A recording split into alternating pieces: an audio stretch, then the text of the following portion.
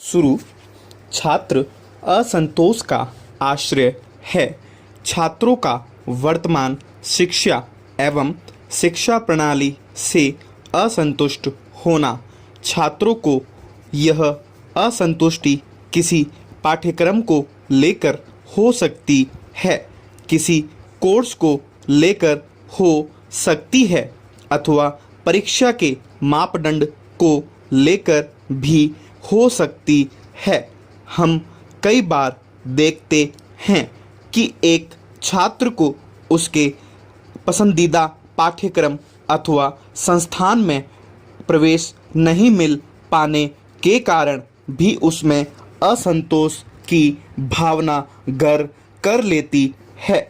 ऐसे में राजकीय उच्च शिक्षण संस्थाओं में प्रवेश न मिलने की स्थिति में छात्रों को विवश होकर निजी शिक्षण संस्थाओं में प्रवेश लेना पड़ता है।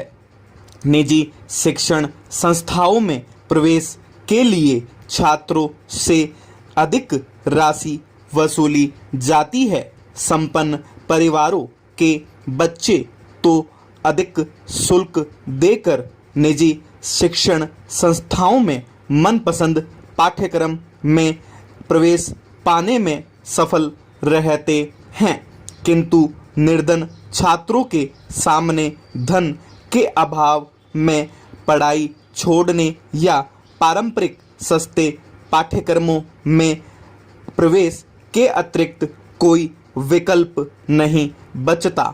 इस स्थिति में उनके भीतर स्वाभाविक रूप से शिक्षा के प्रति असंतोष की भावना जागृत हो जाती है और वह संपूर्ण शिक्षा तंत्र को कोसने लगता है।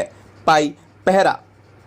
एक छात्र में इस तरह के असंतोष के उपजने से दूसरे छात्र उसका समर्थन करने लगते हैं। यह अवस्था बड़ी विकट होती है। बहरहाल सूचना प्रौद्योगिकी के इस उन्नत युग में भी व्यावसायिक शिक्षा की अपेक्षित व्यवस्था अब तक भारत में नहीं हो पाई है। पारंपरिक शिक्षा प्राप्त कर उच्च उपाधि धारण करने के बावजूद अधिकतर छात्र किसी विशेष काम को नहीं कर सकते। इसके कारण शिक्षित बेरोजगारी की स्थिति उत्पन्न हो जाती है। भारत में हर वर्ष लगभग 5 लाख से अधिक छात्र अभियांत्रिकी एवं प्रौद्योगिकी की शिक्षा प्राप्त करते हैं। इनमें से अधिकतर योग्य अभियंता नहीं होते, इसलिए उनको उनकी डिग्री के अनुरूप नौकरी नहीं मिल पाती। इस स्थिति में छात्रों का असंतुष्ट होना स्वाभाविक ही है। पैरा।